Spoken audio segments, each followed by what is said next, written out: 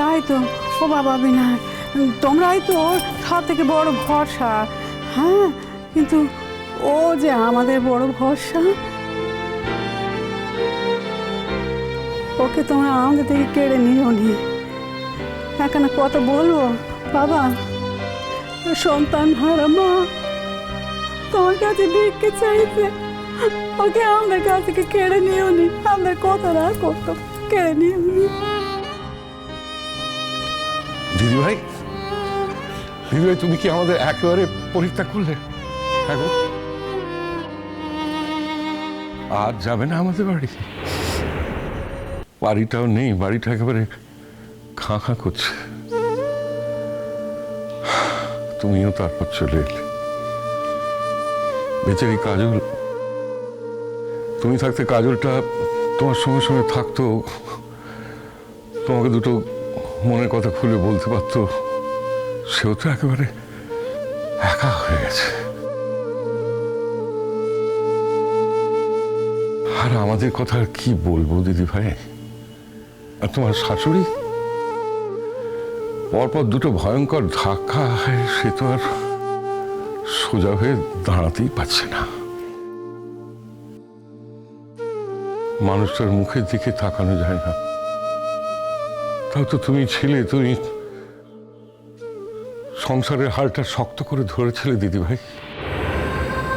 এখন তুমিও চলে এলে, আমি আর আমার সংসারটাকে ধরে রাখতে পারবো না দিদি ভাই। তাই আমরা তোমার কাছে আবেদন নিয়ে এসেছি। এখন তুমি যদি আমাদের একটু শান্তি দিতে পারো। অপুমি, তুমি শোনো শোনো, তুমি তোমার বাপের বাড়িতে আসবে, 100 বার আসবে, 1000 বার আসবে, আমি সেটা বারণ করছি না। কিন্তু আমাদের চিরকালের মতো ত্যাগ দিয়ে তুই দিন রাত এখানে পড়ে থাকবে, এটা করো নি ভূমি। তোমার তো ক্ষমতা আছে দিদি ভাই, তুমি কেন রুমিকে ভয় পাচ্ছ? কেন তুমি ও মুখের সামনে দাঁড়িয়ে প্রতিবাদ করছো না? অন্যায় তো রুমি করছে, ভুল তো রুমি করছে। তার সেই ভুলটা না ভাঙিয়ে তুমি এইভাবে লুকিয়ে থাকবে দিদি ভাই? সে একবার এত বড় একটা অন্যায় করতে পেরেছে বলে বারবার সেই একই অন্যায় করতে পারবে? এই একই অন্যায় বারবার করতে পারার সুযোগটা পাওয়াটাও তো, সেটা তো কাজের কথা নয় দিদি ভাই। আমরা তোমাকে কথা দিচ্ছি সারাক্ষণ ওকে চোখে চোখে রাখবো। হ্যাঁ, এই ভরসাটা তুমি আমাদের উপর করতে পারো দিদি ভাই।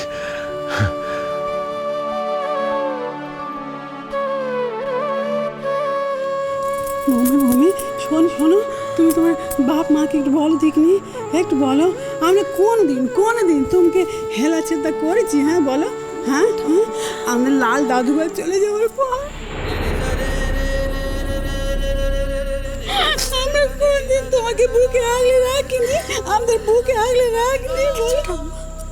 রেখেছ, আমি ফিরে যাব। ও দাদু ভাই, আমি ফিরে যাব, আমি তোমাদের সঙ্গে ফিরে যাব।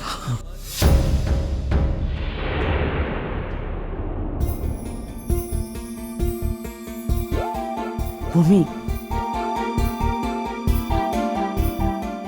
দেখ মা, তুই বড় হয়েছিস, ভালো মন্দের বিচার করার ক্ষমতা তোর হয়েছে। তাই আমি আশা করব যা করবি ভালো করে ভেবে চিন্তেই করবি।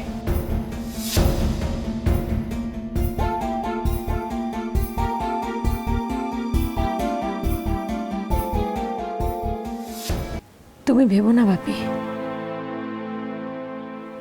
একের অন্যায়ের জন্য আমি এতগুলো মানুষকে কি করে কষ্ট দিই বলো তো? আর সেটাই যদি আমি করি তাহলে তো রুমির সঙ্গে আমার আর কোনো পার্থক্যই থাকে না। ও বাড়ি থেকে যদি মাথা নিচু করে এইভাবে আমাকে চলেই আসতে হয়, তাহলে তো রুমির ভুলটা কোনোদিন ভাঙবে না মা। ও ওকে তো আমাকে বোঝাতে হবে, আমাকে প্রমাণ করতে হবে যে ও ভুল ভাবছে। আর এটা প্রমাণ করতে হবে বলেই আমাকে ও বাড়ি ফিরে যেতে হবে ভাবি। রাগ করো না মা গো, রাগ করো না প্লিজ। আমি জানি আমি তোমাদের একমাত্র সন্তান। তোমাদের দুজনের বয়স হচ্ছে, আমি কি একেবারে তোমাদের ফেলে রেখে দিয়ে থাকতে পারবো বলো? পারবো না। আমি ঠিক আসবো, আমি মাঝে মাঝেই আসবো, তোমাদের সঙ্গে দেখা করে যাব, আসবো। এতদিন তো ছিলাম এখানে, ছিলাম ঠিকই। তুমি কত সেবা করছিলে আমার, বাপি মানসিক শুশ্রূষা করছিল, কিন্তু কিন্তু ভালো লাগছিল না মা, সত্যি কথা বলছি। মনটা আমার সেই শ্বশুর বাড়িতেই পড়েছিল, কিন্তু আসলে কিছুই না। কি বলতো, লালের সঙ্গে এতগুলো বছর ওই বাড়িতে ছিলাম, তো কত সময় কাটিয়েছি লালের সঙ্গে ওখানে। ওই বাড়িতে কোনায় কোনায় যেন আমি লালকে ফিল করতে পারি, লালকে আমি ওখানে খুঁজে পাই ভাবি। স্বপ্নে হলেও, স্বপ্নে একটা বারের জন্য হলেও কিন্তু লাল আসে। কত কথা হয় আমাদের, কই এই যে এখানে আমি কদিন থাকলাম, একবারের জন্য তো আমি লালকে দেখলাম না ভাবি, না তো মা, এক রাতেও তো আমি ওকে দেখলাম না। জানি আসলে কি, কোনোদিনই তো আমাকে ঘন ঘন বাপের বাড়ি পাঠাতে চাইতো না, ওর নিজেরও এখানে আসতে সংকোচ হতো। বাপি ওর স্যার হলে হবে কি, বাপিকে যেমন সমীহ করতো, একটু একটু ভয়ও পেত বাপিকে। তাই কোনোদিনই এ বাড়িতে এসে একেবারে সহজ হতে পারেনি। তাই জন্যই হয়তো স্বপ্নেও আমার কাছে আসতে ওর কুণ্ঠা হয়, সংকোচ হয়। তাই আমাকে ফিরে যেতে হবে বাপি। আর তাছাড়া মেয়েকে যখন বিয়ে দিয়েই দিয়েছ, তখন তো তাকে অন্যের বাড়ি তোমাকে ছাড়তেই হবে মা। আর যেখানে গেলে আমি আমার লালকে প্রত্যেকটা মুহূর্তে খুঁজে পাই, ফিল করতে পারি, আমাকে তো সেখানে যেতেই হবে মা, বল।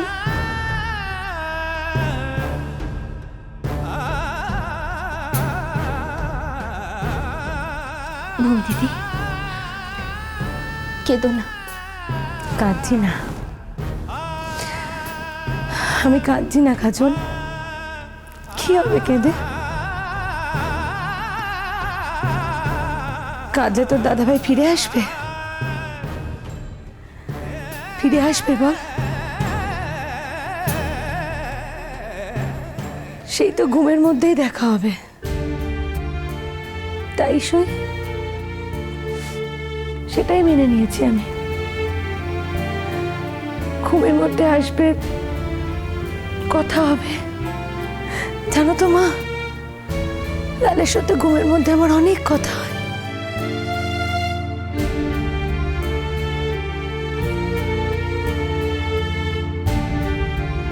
অন্তত অন্তত ওইটুকুর জন্য আমাকে ফিরে যেতে দাও মা,